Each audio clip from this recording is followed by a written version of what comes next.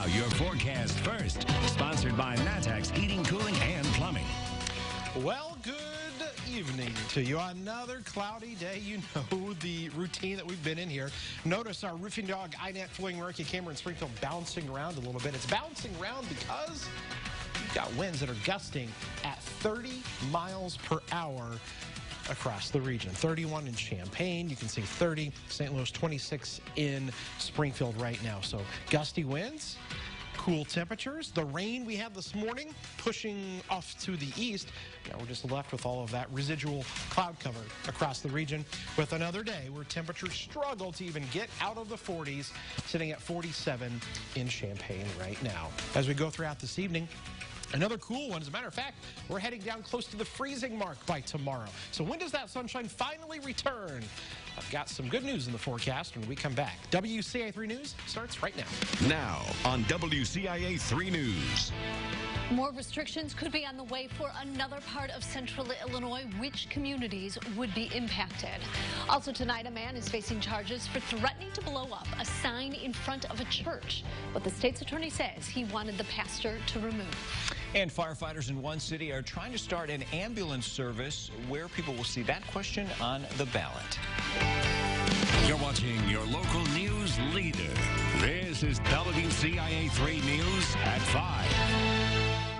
Pretty much the entire state is going to be in mitigation.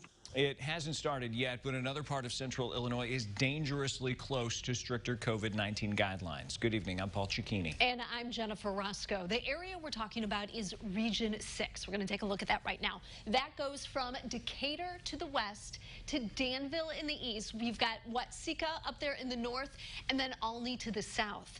A region has to hit an 8% positivity rate for 3 days in a row to be under mitigation. WCIA 3's Courtney Bunting is joining us now. So, Courtney, over our region, this region on this side of central Illinois is over 8%. That's right, Jennifer. We have been actually for several days now. Public Health Administrator Julie Pride says they haven't been contacted yet by the state of Illinois about the possibility of mitigation, though. But that doesn't mean it's not coming. Our area, Champaign County, has about 7% positivity rate right now. That's without the U of I's numbers included. Now, again, Champaign County is part of that Region 6. Pride says the biggest contributor right now here are family gatherings. She fears those will only get worse heading into the holiday season. And that's really the hardest part of this. It's much easier to wear a mask into, a store and stay away from people in the store. It's a lot harder to stay away from the people that you love and that you want to hug and that you miss. It is a lot harder. So what could mitigation look like? We'd be entering what's called Tier 1 of mitigation. That means no indoor service at restaurants and bars. Bars would close by 11 and not be able to open until 6 a.m. There's also a limit of only 6 people per table while eating out. Pride says something they're really keeping their eye on right now is an increase in cases specifically in older people. They're also known to be in the higher risk category for COVID-19. That's why being cautious, she says, heading into the holidays is really a matter of life or death. Live in the newsroom, Courtney Bunting, WCIA 3, your local news leader. Courtney, thank you. There are 3 levels of mitigation, tiers 1, 2, and 3. Most of the state's regions are under tier 1 right now, but region 1, the Chicago area, is under tier 2. Region 3 will be under increased mitigations from the state this weekend. This includes Sangamon and Christian counties all the way to the western border. The region posted a positivity rate above 8% for 3 straight days. Starting Sunday, it won't have indoor dining at bars and restaurants. Restaurant owners like Hallie Pearsall are frustrated to have to shut down again. Very disappointed, very frustrated. Obviously it's a huge deal for us, and we're just going to have to take it one day at a time and see what we can do. In order to get back to phase 4, the region will need a positivity rate of less than 6.5% for 3 straight days. If the rate stays above 8% for 14 days, then more restrictions will be put in place. So let's take a look at the state's COVID numbers, all of which are bad. The state's 7-day positivity rate continues to rise. It's now at 6.9%. More than 6,300 positive cases today. That's a new record in the state. Obviously not a good one. Over 395,000 infections now diagnosed since the pandemic began in the country in March. Hospitalizations are also up. More than 3,000 people in the hospital. as of last night. That's a number that jumped by nearly 170 patients, 643 in the ICU, 269 on ventilators. 56 more people have died in Illinois, several from Christian, Edgar, Ford, and Macon counties. Illinois has lost nearly 9,700 people to COVID-19. Other news now, a Taylorville man was killed in a shooting Tuesday in Florida. It happened at the Panama City Square. Two men working a construction job got into an argument. Police say that's when 40-year-old David Donaldson shot 55-year-old Gordon McKinney. When a coworker rushed to help McKinney, they say Donaldson pointed a gun at him. Donaldson confessed to the shooting. He's now charged with second-degree murder. New tonight, a Springfield man is accused of threatening to blow up a Black Lives Matter sign in front of a church. The Sangamon County State's Attorney says Caleb May called the pastor of the First Church of Brethren.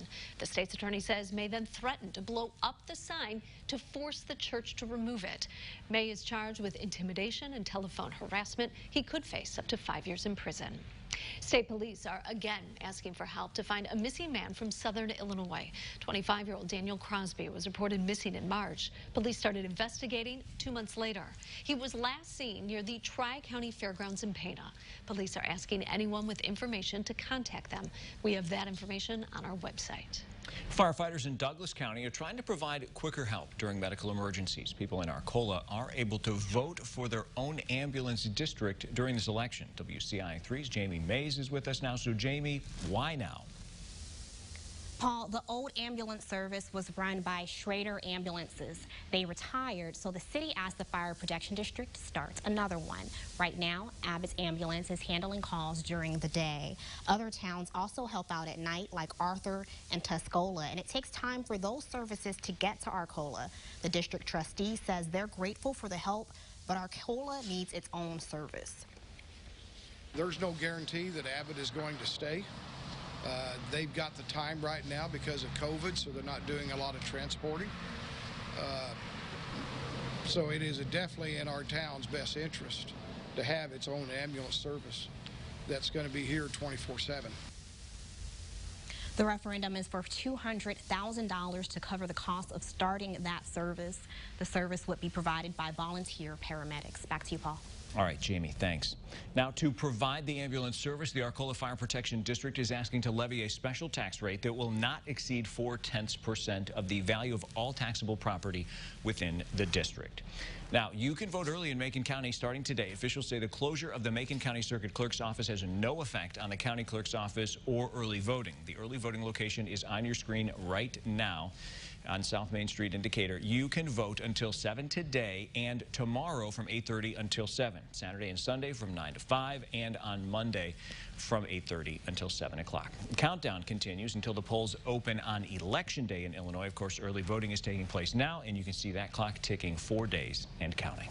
A business in Champaign County is giving back to the community. Now it's raising money to help fight breast cancer. Plus this. So any kind of pumpkin, squash, gourd. Not sure what to do with your pumpkins after Halloween? Word is, these guys will take them.